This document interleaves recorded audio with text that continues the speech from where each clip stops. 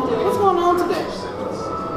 Poetry. Good luck. All right. Come on back. We should be starting in about 30 minutes. Oh, okay. Sure. And how much does it cost? It's free. Oh, really? Okay. Okay. People like that, you gotta, use your best concern.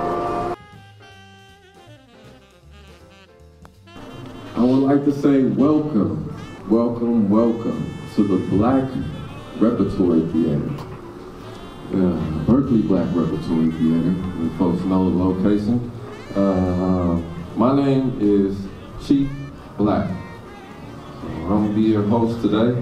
I'm also your poet and one-man show that I'm gonna. 7:45. We're gonna go ahead and get this show started. I appreciate those who have been patient with us, waiting on a prosperous Black History Month event. Again, my name is Poet Chief Black.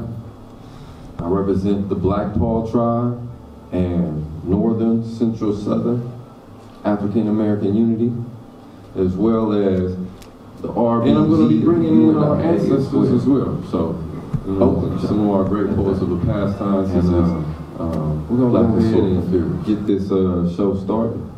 And before we get things rolling, I would like to say, giving all glory to the Most High Creator. Thank you, God, for allowing us to be here. We've been through a lot as Black people, through our journey, through our struggle, through our fight. So much so that it's so much unbearable, and people don't understand how we made it through. And the journeys and the history and the pieces that I'm going to present to you today are going to basically embody some of the strength of our people, to give them enough confidence to get through many more obstacles to come. Any obstacles. We don't look for them, but if they come across our path, we're going to make sure we know how to overcome. I'm going to go ahead and, present my piece of Lift Every Voice and Sing. Yeah, we're going to let the spirit work. Lift Every Voice and Sing by James Weldon Johnson. Lift every voice and sing till earth and heaven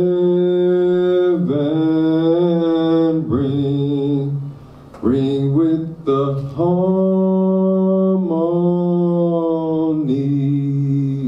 of liberty.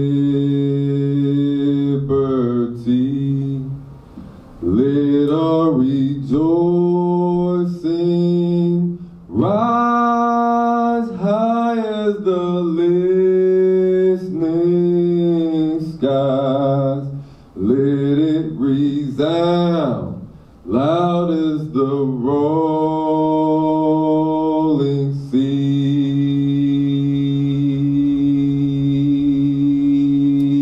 Sing a song full of the faith that the dark past has taught us.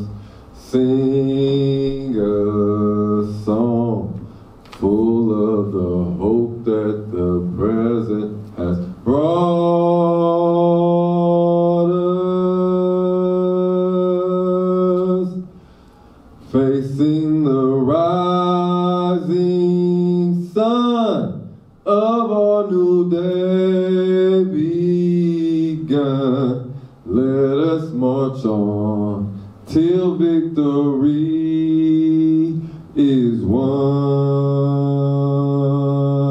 Stony the road we try, bitter the chastening ride, felt in the days when hope unborn has died. Yet with the steady beat, have not our weary feet come to a place for which our Father sighed. We have come over a way that with tears have been watered. We have come treading our path through the blood of the slaughter, out from the gloomy past, till now we stand at last, where our white gleam of our bright star is cast. God of our weary years, God of our silent tears, thou who has brought us thus far on the way,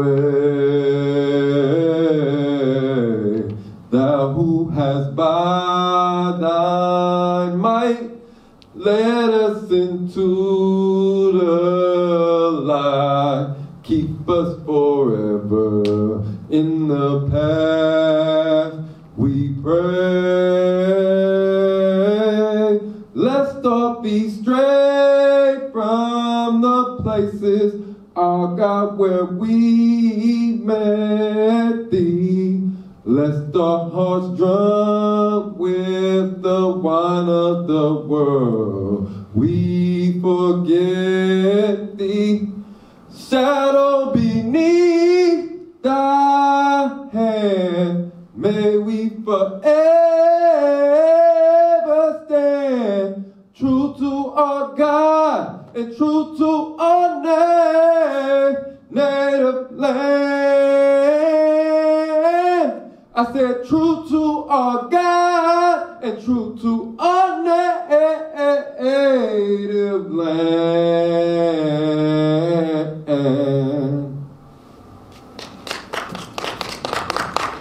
This is by James William Johnson. Going forward, I want to introduce to you a good brother of mine. He's going to do a piece on Garvey, and he is a good brother of the community that's been getting down for years and years, and it's been an honor to just serve the community alongside this brother through the BSU, through artwork as a musician, through organizers in the communities for events and the UNIA. This brother has been putting on strong for the community, so I would like to welcome Jabari. I dedicate my life to the redemption of Mother Africa and to the liberation of her scattered black children. I accept for myself and my descendants the teaching of universal African nationalism and promise that my children will be instilled with the purpose and knowledge of themselves as African people. And to all black people who are free and united under one God, one aim, one destiny. Race first, family. That's the pledge to the flag. We always say that when we start an event, to remember who we are, where we came from, and what we're supposed to be doing. You know, our purpose needed is the most important. Give it up for Brother Chief Black, man. Put this thing together, man. It's a good brother, man. When I met the brother, well, I didn't first meet him, but I seen the brother once at Laney College campus, and he was taking construction classes. I said, "What you doing, brother?" He said, "Man, I'm just to build a boat, man. We going back to Africa. We going back to Africa." I said, I gotta respect that, man. Respect the brother. But yeah, I'm a member of the UNIA, division president. I joined the UNIA in 2014. You know, after looking at what happened with Occupy Oakland and all of these different groups that we had, you know, seeing that we always had to get a people of color, people consciousness, people of color committee, you know what I mean? So we had to get together, organize for us. Marcus Garvey was born in 1887 in Jamaica and came, 1887 in Jamaica, I'm sorry. And then he traveled all through the islands and went everywhere, Panama, They started riots there, Costa Rica. They got him out of job there, so he got his money together and he went to London and thought that he might be finding a better way there. And when he was in London, he got exiled and there, he got to talk to people who was from the continent of Africa and get to know what was going on in Africa. Then he started writing for the magazine under Deuce Muhammad Ali, the Orient magazine. And so that was when he was able to start dealing with some of the great minds of the world, because everybody was writing and sending their stuff to the magazine. And it's when he got in touch with Booker T. Washington. And Booker T. Washington was a great inspiration because he said he started the Do for Self movement here in America, with the Tuskegee Institute, teaching people how to do what we need to do for us. And that's what Garvey taught. That's what we're teaching today, that anything that needs to be done that we need, we can do it. That's right. We don't need to go to no outside people. We don't need to go spend our money with other places and other people. So when we say race first, that's what that means. We go look at your race first. Look at your people first before you take the money out your community. Because we need them tax dollars to pay for our schools. So when you go run way out to another city to get the fresh new shoes and don't spend the money with your people in your community, then you take it out of your kids' mouth. You take it from their education. And that's what we was trying to teach.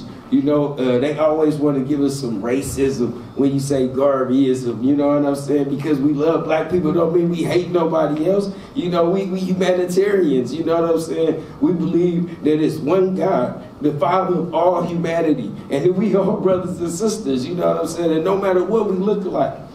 But we figure that we have to look out for ourselves first before we can help anyone else. And don't they tell you that when you get on the plane? Get the oxygen mask on your face first before you try to help somebody else. And that's what race first means. That's what we standing for. So we've been building. And we started the UNIA ACL RC 2020. In 2020, we looked at what was going on in the past, and 100 years had passed since the Declaration of Rights for Negroes of the world, and see that we didn't have no rights still, and we said we had to rebuild. We reached out to the elders, and we reached out to people all over to be able to build this here today now, and that's what we need your help in. See, in the Constitution of the UNIA, it says that every black person is a UNIA member. It's just on you to activate your membership. You know what I mean? We stronger together. The black problem here in America is the same as the black problem in Haiti. I mean, it's devastating what's going on in Haiti, but we are looked down upon everywhere we go. And until Africa is great again, we'll never be a great people. Until Africa is free, no African can be free. That's what Garvey taught, and that's what we teach it today, and that's what we stand for. So we have a division in Oakland. I'm the president of the division in Oakland. We have a division in San Mateo, Brothers Building in San Francisco, San Diego, LA.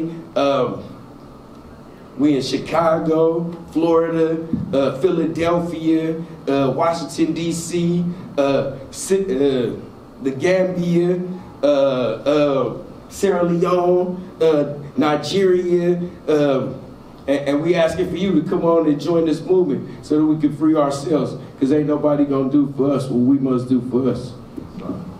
Thank you. Mr. President of UNIA Oakland chapter. Right on, Brother Jabbar. Appreciate that. In honor of this brother's powerful words, we just gonna do a little anthem, you know what I'm saying? Respecting the great RBG, So I want everybody to pay attention to this song of paying homage to our great colors of the flag, RBG. I did this 100 years after Garvey had a celebration of the flag. So this is a modern day version I wrote, and it's entitled RBG, red, black, and green.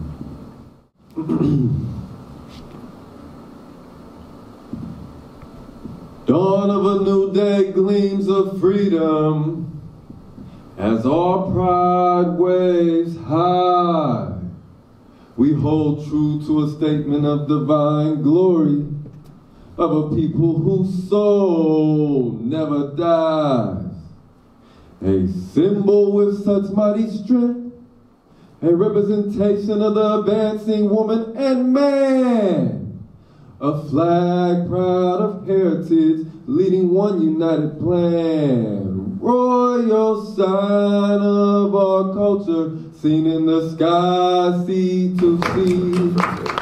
Oh, what a powerful force of the voice, igniting billions to embrace their liberty. Red is the blood of our ancestors, pulsing the beat in our heart. Black is the melanated people kissed by the sun forever. Of Africa we are a part. Green is the flourishing motherland, her womb is where we're from. Marching with our banner, chanting one God, one aim, one destiny, home to Ethiopia we come. As proud members of the army, of the red, black, and green, reach towards your greatest potential as a righteous, dignified human being. Let nothing stop our creations of love to achieve the heavens of our dreams. Dawn of a new day, gleams of freedom. Let the angels hear us sing. RBG, red, black, and green. Yeah, gotta pay homage to the great red, black, and green. You know what I'm saying? Representing Africa as one people, one nation, one motherland that we all come from.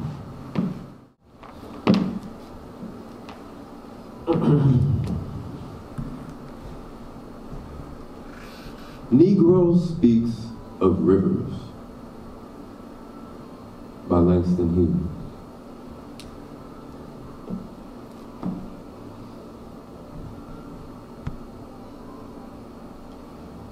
I've known rivers.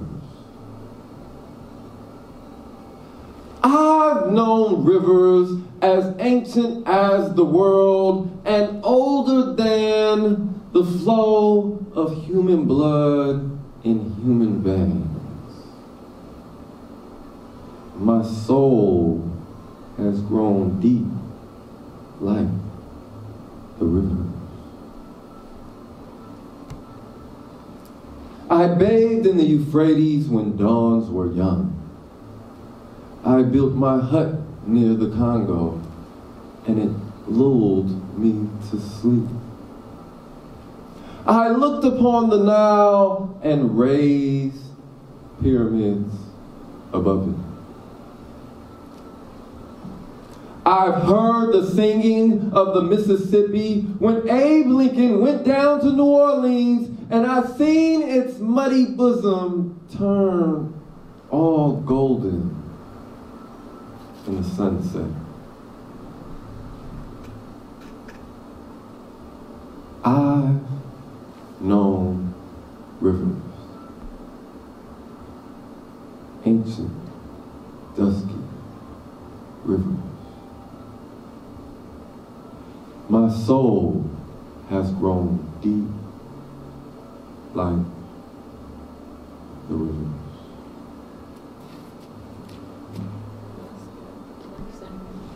Negro Speaks of Rivers by Langston Hughes. That was a Harlem Renaissance famed poem, and it was one of those first poems that Langston Hughes ever wrote. And once the teachers or so-called white educators saw it, they were like, oh my God, he's so profound. And yeah, he did go deep as far as letting them know, like, hey, you know, we're coming from older than what we're given. And yeah, from then, Harlem Renaissance great went on to collaborate with many more famous poets and creating many more genres of writing, as far as plays, writing in articles. This brother was everywhere as a known writer, in the Harlem Renaissance times, it wasn't easy to make a name for yourself because you had abundance of black thoughts and creativity coming out. America by Claude McKay.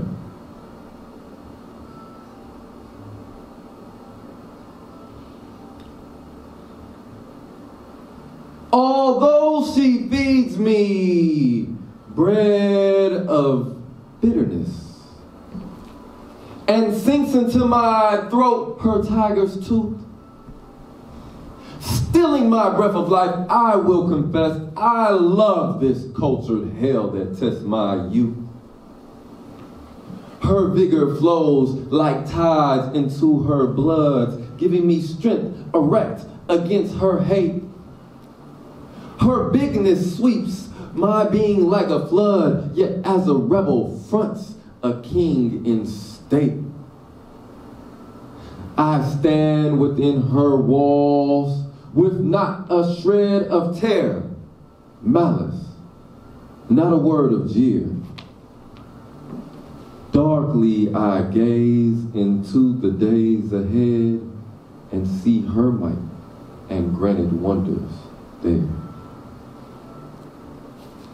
Beneath the touch of time's unerring hand, like priceless treasures sinking in the sand. America by Claude McKay. If we must die, let it not be like hogs hunted and pinned in an inglorious spot, while round us barks the mad and hungry dogs, making their mock at our accursed lot. If we must die, oh, let us nobly die, so that our precious blood may not be shed in vain. Then even the monsters we defy shall be constrained to honor us, though dead. O kinsmen, we must meet the common foe. Though far outnumbered, let us show us brave, and for the 1,000 blows, deal one death blow. What before us lies an open grave, like men will face the murderous cowardly pack. Press to the wall, dying, but fighting back. If We Must Die by Claude McKay. Appreciate you. Speaking on coming live to you, I'm gonna do a little poem. It's about me. How did I get here in America as a black man? Kind of taller than everybody else, you know, a little bit darker than the average, but, you know, long hair or whatever, you know, jump high, run faster. But how did I get here? And, you know, yeah, so I wrote a poem about it, and I'd like to share it with you. And it's called, How Did I Get Here? I was attacked from behind my mind. I was jumped on and held down by many of my kind. I was stripped down and bound while fighting restraints all around. How come? Why?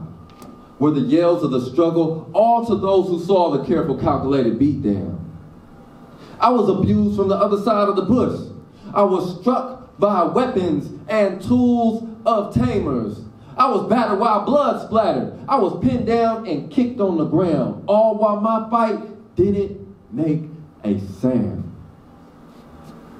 Hear me now as a fierce warrior, still swinging, moving, and kicking. The battle still lingering as the paid workers are still striking, still whipping, still diminishing. To what I was guilty of not knowing, while blows were still throwing, still fighting, still breathing, still alive inside, a soul with a meaning. How did I get here? Yeah, thank you.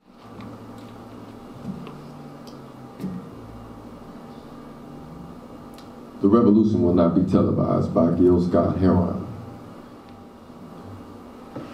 You will not be able to stay home, brother. You will not be able to plug in, turn on, and cop out. You will not be able to lose yourself on Skag and Skip out for a beer doing commercials because the revolution will not be televised. The revolution will not be televised. The revolution will not be brought to you by Xerox in 4 parts without commercial interruptions. The revolution will not show you pictures of Nixon blowing a bugle and leading a charge by John Mitchell's, General Abrams, or Spiro Agnew to eat hog maws confiscated from a Harlem sanctuary. The revolution will not be televised. The revolution will not be brought to you by the Schaefer Award Theater and will not star Natalie Woods or Steve McQueen or Bullwinkle and Julia. The revolution will not give your mouth sex appeal. The revolution will not get rid of the nuns. The revolution will not make you look 5 pounds thinner because the revolution will not be televised, brother. There will be no pictures of you and Willie Mae pushing that shopping cart down the block on the dead run, or trying to push that color TV into a stolen ambulance. NBC will not be able to predict the winner at 8:32 or report on 29 districts. The revolution will not be televised. There will be no pictures of pigs shooting down brothers in the instant replay. There will be no pictures of pigs shooting down brothers in the instant replay. There will be no slow motion or still life of Roy Wilkins strolling through Watts in a red, black, and green liberation jumpsuit that he had been saving for just the proper occasion.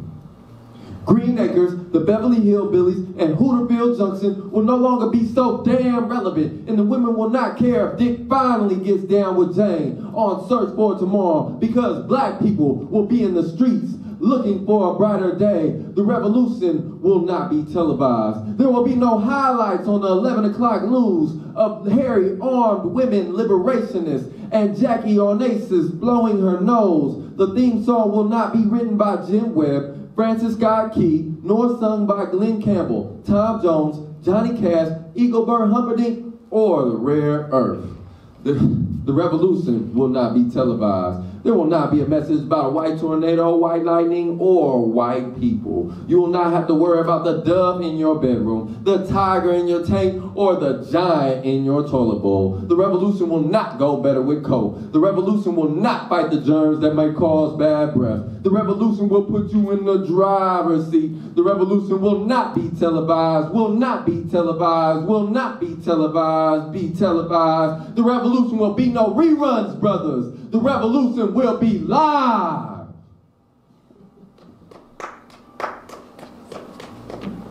The revolution will not be televised by Gil Scott.